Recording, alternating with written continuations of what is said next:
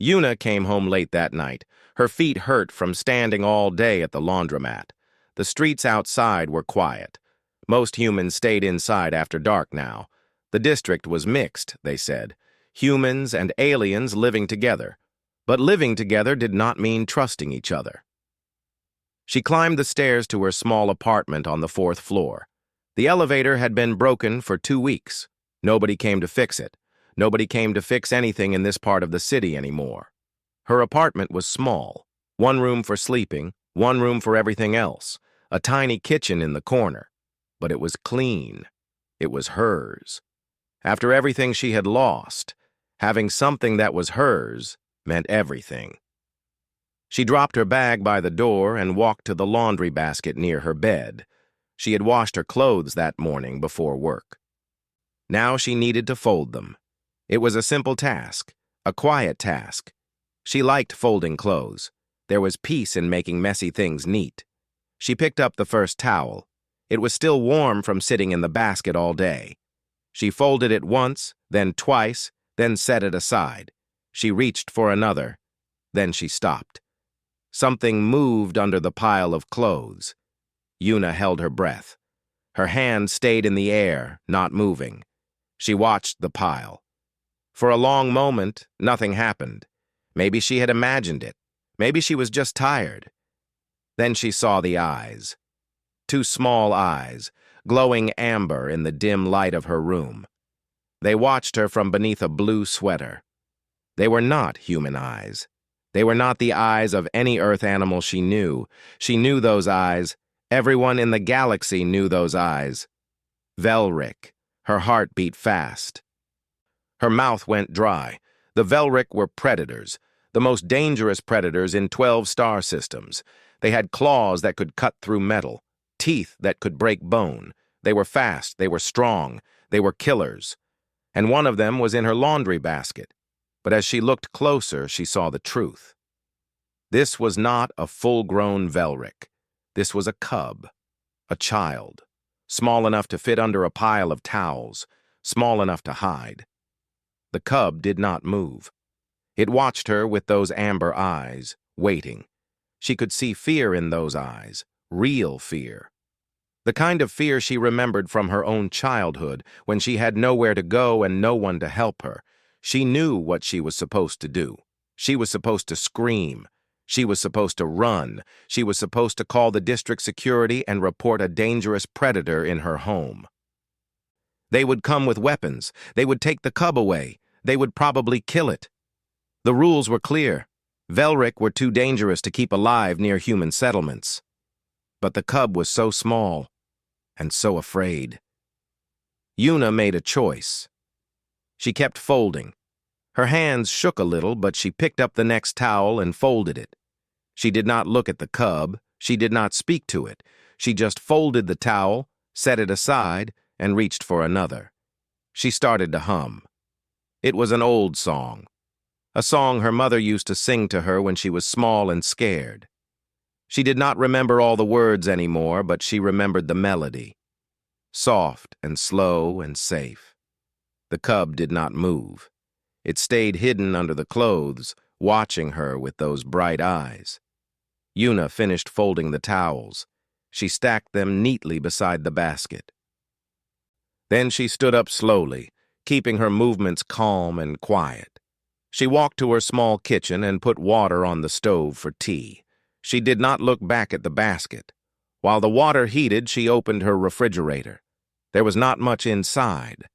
Some vegetables, some rice from yesterday, a small piece of cooked chicken she had been saving for tomorrow. She took out the chicken. She put it on a small plate. She set the plate on the floor, near the laundry basket, but not too close. Then she went back to making her tea. The apartment was quiet. The only sounds were the water starting to boil and Yuna's soft humming. She made her tea. She sat down at her small table. She drank slowly, looking out the window at the city lights. She did not look at the basket. She did not look at the plate, but she listened. After a long time, she heard a small sound, the soft click of claws on the floor, the quiet sound of something eating. Yuna smiled, Just a little. She kept looking out the window. When she finished her tea, she washed her cup and got ready for bed. She changed into her sleeping clothes. She turned off the lights. She lay down on her bed and pulled the blanket over herself. The laundry basket was empty now. The plate was empty too. She did not know where the cub had gone. Maybe back into the walls. Maybe into the vents. There were many places to hide in an old building like this. She closed her eyes. Just before she fell asleep, she heard a small sound. A soft breath. Something was under her bed, hiding in the dark. She did not move, she did not look. She just started humming again, that old soft song, until the sound of her own voice carried her into sleep. Outside, the city was cold and dark and full of fear. But in Yuna's small apartment, something had changed. A small creature had found a place where it was not chased, where it was not hurt, where someone had seen it and chosen to be kind. It was not much, just a plate of chicken and a quiet song. But sometimes, that is how everything begins. The cub's name was Rix. He did not tell Yuna this. He did not speak at all. But that was his name, the name his mother had given him before everything went wrong. He remembered the night it happened, the loud sounds, the bright lights, strangers breaking into their home, his father fighting, roaring, trying to protect them. Then silence, terrible silence. His mother had grabbed him. She had pushed him into a small space in the wall. She had looked at him with her golden eyes and said one word, "Hide." Then she was gone too. Rix had stayed in that wall for a long time. When he finally came out, his home was empty. There was blood on the floor. His family was gone. He was 6 years old in Velric years. Small, alone, afraid. He had survived by hiding. The building where his family lived was connected to other buildings through old pipes and broken walls. He moved through the dark places, looking for food, looking for safety. He found neither. Then one day he smelled something warm, clean fabric, a soft scent like flowers. He followed it through a vent and found himself looking down into a small apartment. A human woman was putting clothes into a basket. She was humming.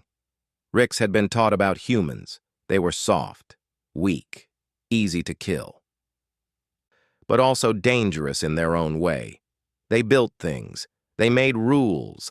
They hunted Velric for their scales and their claws. But this human did not look dangerous. She looked tired. She looked alone, like him. He waited until she left.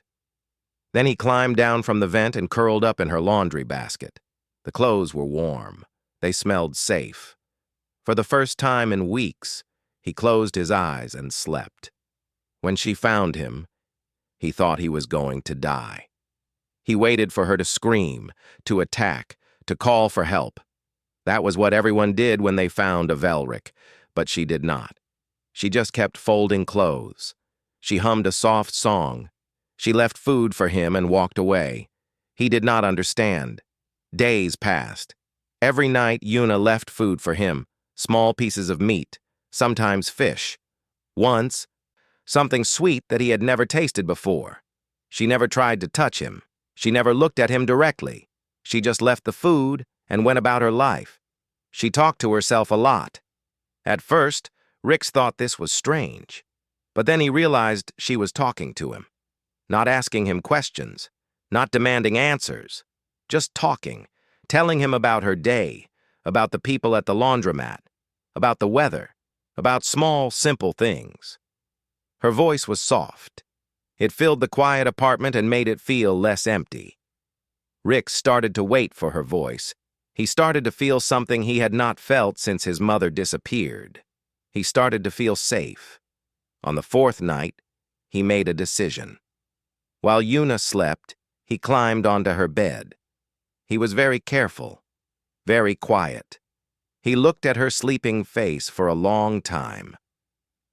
Then he reached up with one claw and carefully pulled a single scale from his own arm. It hurt a little, but not much. He placed the scale on her pillow near her face. Then he climbed down and hid under the bed again. This was a sacred thing among his people. A scale given freely was a bond. It meant trust. It meant family.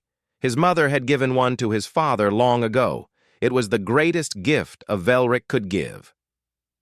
The next morning, Una found the scale. Rix watched from his hiding place as she picked it up. She held it to the light from the window. The scale was beautiful, shining with colors like oil on water. She did not know what it meant. How could she? She was human, but she seemed to understand that it was important. She said 2 words, "Thank you." Then she found a small wooden box and put the scale inside. She placed the box on her shelf where she could see it every day. Rix felt something warm in his chest, something he had almost forgotten how to feel. That afternoon, there was a knock on Yuna's door. Rix hid quickly, pressing himself into the darkest corner under the bed. The visitor was a human man named Do-hyun. He was older, with gray in his hair and rough hands. He fixed things in the building. Pipes, doors, broken windows. Rix listened to them talk. Do-hyun's voice was worried. He told Yuna that security was increasing in the district. Someone had reported seeing a predator, a Velric. The authorities were searching every building. Yuna's voice stayed calm. She thanked Do-hyun for telling her. She said she would be careful. After he left, Yuna stood alone in her apartment for a long moment. Then she walked to the bed and knelt down. She did not look under the bed. She did not try to see him. She just said, "I will not let them take you." Then she stood up and went to make tea, humming that same soft song. Under the bed, in the dark, Rix curled into a ball and closed his eyes.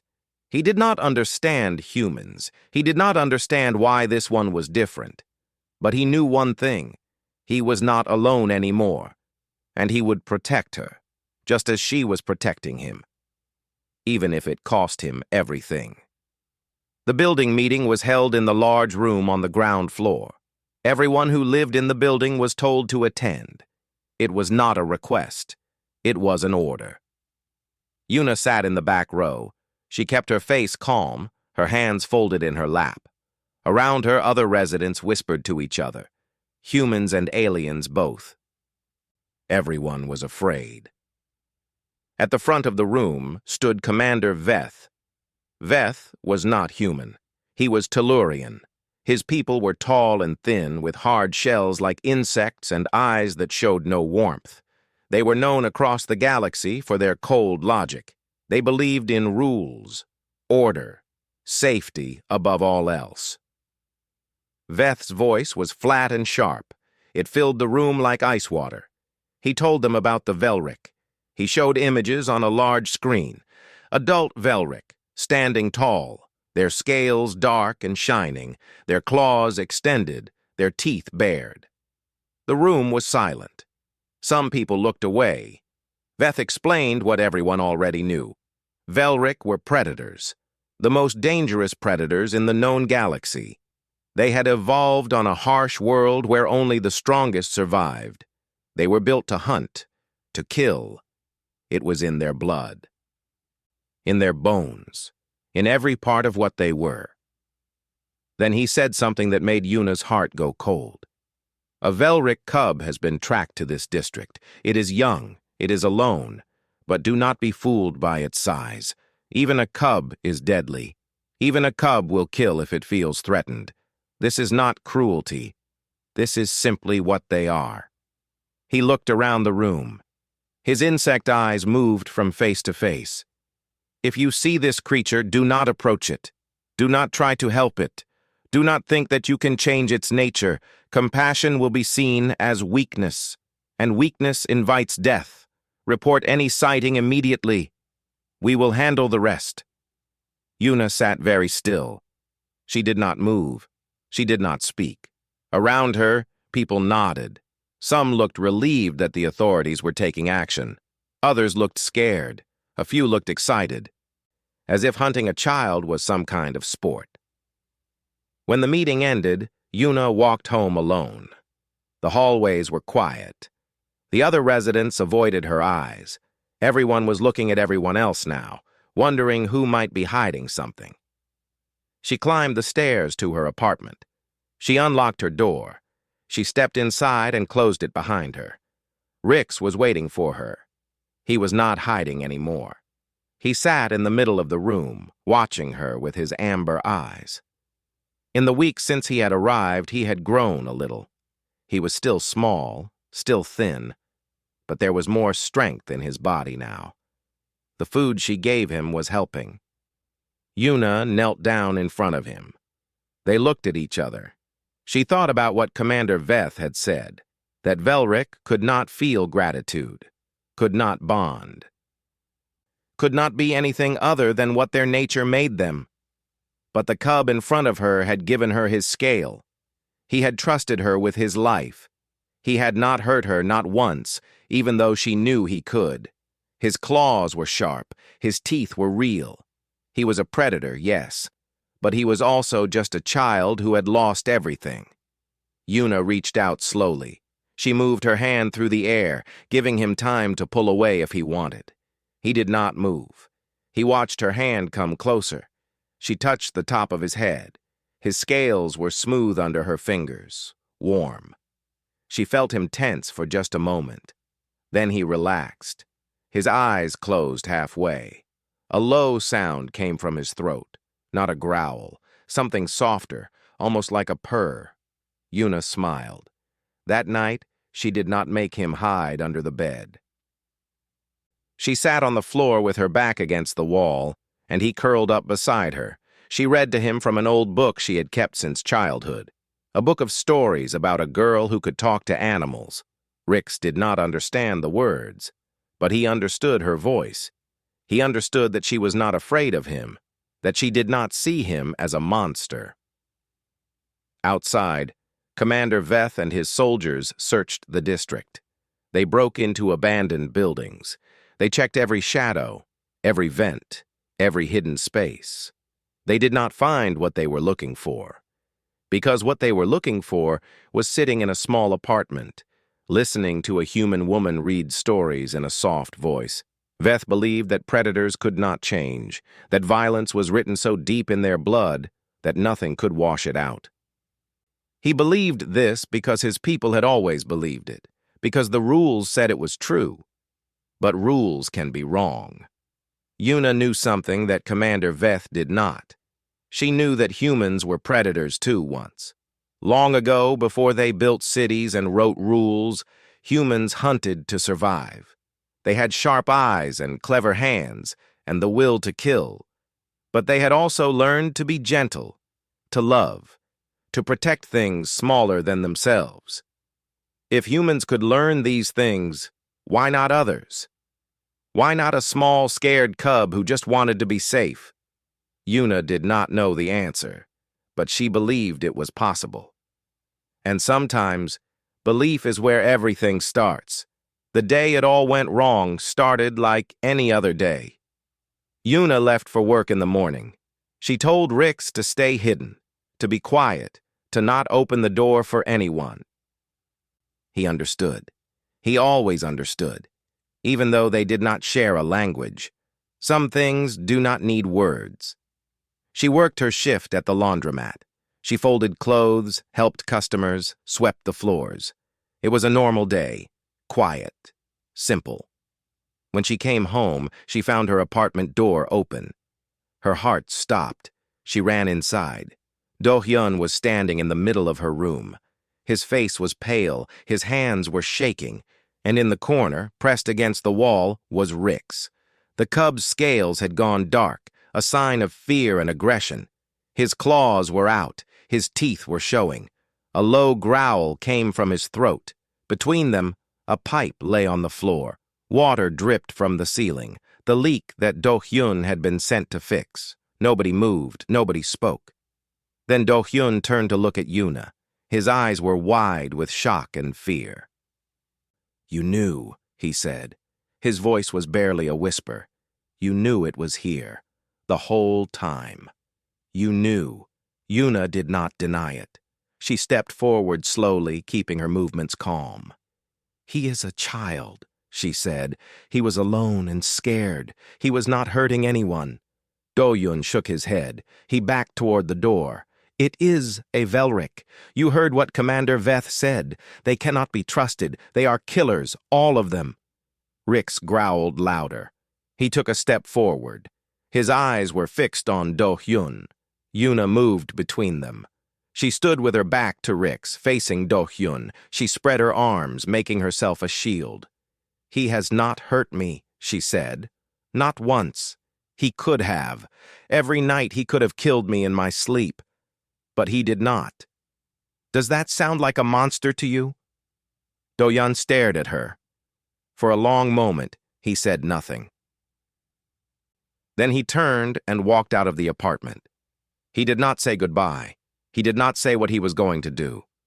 Yuna closed the door. She turned around. Rix had not moved. His scales were still dark. His claws were still out. He was breathing fast, short breaths full of fear. She walked to him slowly. She knelt down in front of him. She did not touch him. She just sat there, close, waiting. "It is okay," she said. "It is okay. I am here. I am not leaving." The words meant nothing to him, but her voice meant everything. Slowly, his breathing calmed. His scales began to lighten. His claws pulled back into his fingers. He looked at her with those amber eyes, and she saw not a predator, not a monster, but a scared little boy who did not understand why the world wanted him dead. She opened her arms. He came to her. He pressed his face against her shoulder. He was shaking. She held him tight and did not let go. They stayed like that for a long time. Then the alarms started. Red lights flashed in the hallway outside. A loud voice echoed through the building, telling all residents to stay in their apartments. Yuna ran to the window and looked down. The street was full of soldiers, Tellurian soldiers in heavy armor, carrying weapons that glowed with blue light. Commander Veth stood at the center, giving orders. Someone had told them. Do-hyun had told them. Yuna looked at Rix. He looked back at her. They both knew what was coming. She could give him up. She could open the door and step aside and let them take him. They would not punish her too badly. She was human. Humans made mistakes. They would understand. But she looked at the small creature standing in her room, the creature who had trusted her, who had given her his scale, who had chosen to believe that she was safe when he had no reason to believe anything was safe ever again. She could not do it. She walked to her door and locked it. Then she pushed her bookshelf in front of it, then her table, then her chairs. It would not stop them for long, but it would slow them down. She turned off the lights. She sat down on the floor with her back against the wall. Rix came and sat beside her. In the darkness, she could hear the soldiers coming up the stairs. She could hear them breaking down doors, one by one, getting closer. Rix started to shake again. His breathing went fast. His scales went dark. She put her arm around him. She pulled him close, and she started to hum. That same old song, the song her mother used to sing, the song she had hummed the first night, when everything began. The soldiers reached her floor. She heard them shouting. She heard them at her door trying to break it down. But in the darkness of her small apartment, Yuna kept humming, and Rix, pressed against her side, slowly stopped shaking. If these were their last moments, they would not spend them in fear. They would spend them together. The door broke open with a crash. Light flooded into the dark apartment. Soldiers rushed in, their weapons raised, their voices sharp. Yuna did not move. She stayed on the floor, her arm around Rix, her eyes calm. Rix pressed closer to her, but he did not growl. He did not show his claws. He trusted her. He would do what she did. Commander Veth walked in behind his soldiers. His insect eyes scanned the room. They found Yuna. They found the cub. His voice was cold. "Step away from the creature." Yuna looked up at him. She did not stand. She did not obey. "No," she said. Veth tilted his head.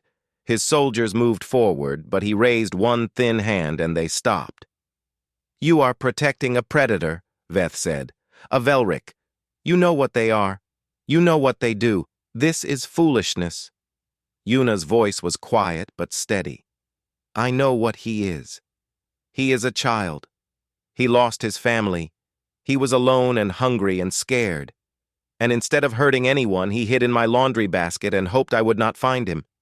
She looked at the soldiers, at their weapons, at their armor. "He is 6 years old," she said. "He weighs less than my laundry. And you brought an army to kill him." Veth was silent for a moment. Then he spoke again.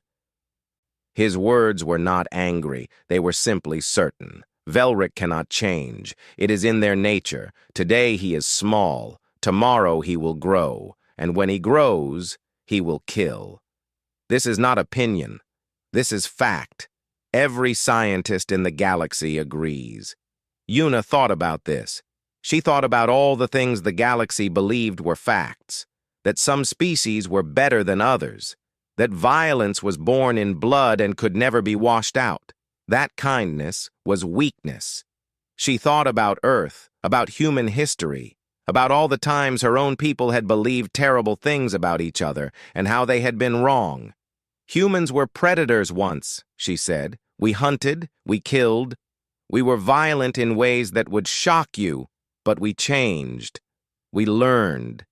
We became something more than what our nature said we had to be." She looked down at Rix. He looked back at her. Why should he be any different? Veth had no answer. The room was silent. Then another voice spoke, a voice from the hallway. "She is right." Everyone turned. Do-Yun stood in the doorway. His face was tired. His hands were no longer shaking. He looked at Commander Veth. "I was the one who reported them," Do-Yun said. "I was scared. I believed what you said about the Velric. But I have been watching the feed from the building cameras. I have been watching her with that cub for weeks." He stepped into the room. He could have killed her any time he wanted. But he did not. He stayed close to her. He slept at her feet. He gave her something. A scale, I think. I do not know what it means, but I know it was important. He looked at Yuna. There was something like shame in his eyes. And something like respect. "I was wrong," he said. "I think maybe we have all been wrong." Commander Veth stood very still. His soldiers waited for orders. The moment stretched long and thin. Then something unexpected happened. Do-Yun took out his communicator. He pressed a button, and on every screen in the building, in the district, across the planet, and out into the galactic network, a live feed appeared. It showed Yuna sitting on the floor of her small apartment. It showed the cub pressed against her side. It showed the soldiers with their weapons. And it showed a small woman who would not move, who would not give up, who had chosen kindness when the whole galaxy said it was impossible. The feed went everywhere. Billions of beings watched. Messages started coming in, first a few, then hundreds, then thousands. Beings from across the stars saying they had seen the same thing Yuna saw, that they had hidden creatures the galaxy called monsters, that they had found gentleness where they were told there was only violence. The story spread. It grew. It became something bigger than one woman and one cub in one small apartment. Commander Veth watched his communicator light up with messages from his commanders. Then from their commanders. Then from beings so high in the Galactic Council that he had never spoken to them before. "Stand down," the messages said.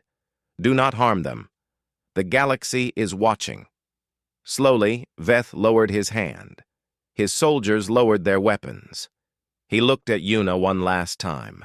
There was something in his eyes that might have been confusion, or might have been the beginning of doubt. Then he turned and walked away. His soldiers followed. The apartment was quiet. Yuna sat on the floor, still holding Rix. Her hands were shaking now, but she was smiling. Tears ran down her face. Do-Hyun knelt beside her. He did not try to touch Rix. But he looked at the cub with new eyes. "What happens now?" he asked. Una wiped her face. She looked at Rix. Then she looked at the window where the first light of morning was starting to show. "Now," she said, "we show them what is possible." 6 months later, Rix went to school. A human school, with special permission from the council. He was the first Velric to ever sit in a classroom with human children. He was scared at first. So were the children. But children are quick to forget fear when there are games to play and stories to hear. Una became something new, not a hero. She did not like that word. Just a person who helped others see what she had seen, that the monsters in the dark were sometimes just children who needed someone to be kind. Every night when she came home, Rix was waiting for her. He was bigger now. His scales were bright and healthy. But he still liked to help her fold laundry. He still purred when she hummed that old song. And sometimes, when she found a new scale on her pillow, she smiled and added it to the little wooden box on her shelf. The galaxy had said that predators could not be redeemed, that some creatures were born to destroy and nothing could change them, but a woman who folded laundry and hummed soft songs had proved them wrong. Not with weapons, not with speeches, just with a plate of food and an open heart. And that, in the end, was the most human thing of all.